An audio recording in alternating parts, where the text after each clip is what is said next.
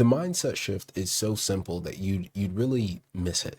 You'd really miss it very easily. And yes, I'm gonna do right here. You know, if you make judgments based off that, you know, that's fine. I don't care. Regardless, the number one thing that I've noticed is the best salespeople are genuinely just here to help. Like you have a genuine care and a genuine want to help this person. It's not something where it's so hard to put into words the level that you want to help this person. It's not possible to put it into words. You just want to see this person be the best version of themselves. And you feel that your program is the only thing to do it. That is the level of conviction I have in every single call. And to give you a little bit more perspective, for anyone who I couldn't help or they just weren't open to a little bit deeper help, I would always say at the end, you know, I've objection handled, you know, probably for another, you know, 60 minutes, sometimes 90 minutes. And I just say like, I'm sorry I couldn't get you out of your own way. Like that's on me. That's my fault. And I should have been able to help you. I'm sorry that I wasn't able. That's how deeply I take it. And I think it of as I think of it as my fault that I couldn't help this person get out of their own way to actually allow themselves to be helped so they could become the person they want. Because the way I see it, if they don't get out of their own way, they're going to be stuck there for the rest of their life.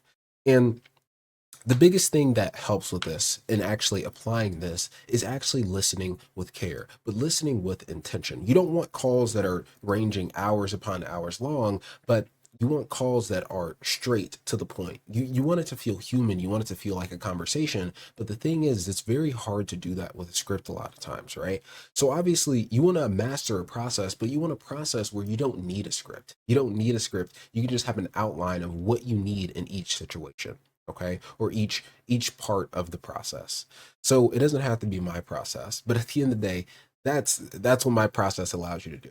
So I'm a firm believer that your level of conviction is a major factor in terms of how much you sell, how much you sell, and how consistently you can sell. Because if you believe in what you sell, but also you believe that your program, if this person gets off the call, they're not going to get help. They're going to just go out and do absolutely nothing and deal with the same problem over and over and over again. And then 5 years later, you may call back. And if you're in weight loss, that happened to me, that person was dead. They had a stroke. And for me, that was that wake up moment. And this all sparked for me from a call today where obviously someone went into my one-on-one essentially, and he exemplified everything of that, of basically someone who is there to help first and to make money second. Because the thing is if you go in to help someone first, you will always make money as a byproduct. You will always make money as a byproduct. And I promise you that. So your number one goal should always to be to help people and to listen with care.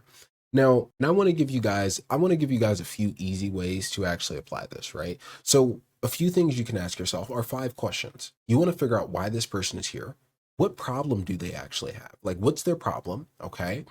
What's the concern if this problem continues? Who do they want to actually become as a result of solving this problem? And lastly, are they ready to step into that person? Are they ready to do the things to be able to become that person?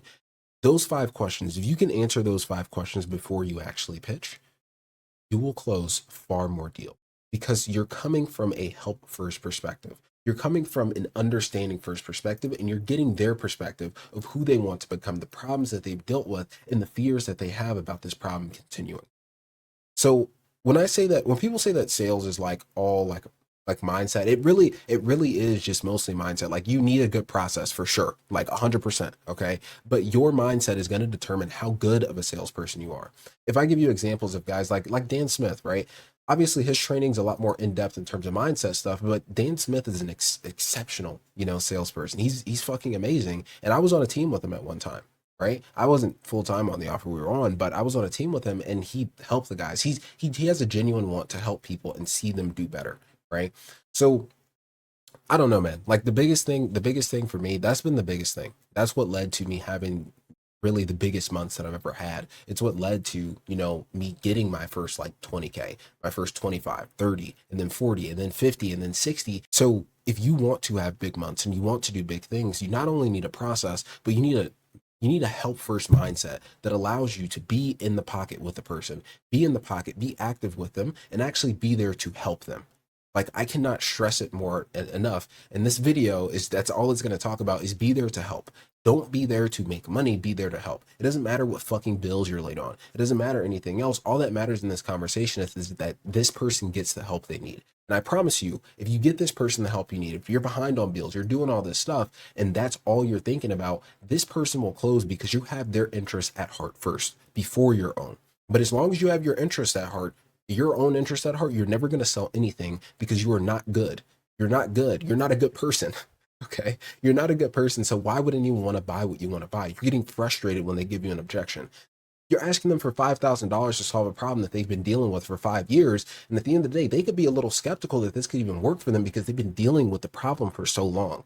So it's your job to be understanding throughout the discovery of why this person could even be giving you an objection in the first place. So that's it. That's all. Go out and help people. That's it. That's your only goal. All right. Bye bye.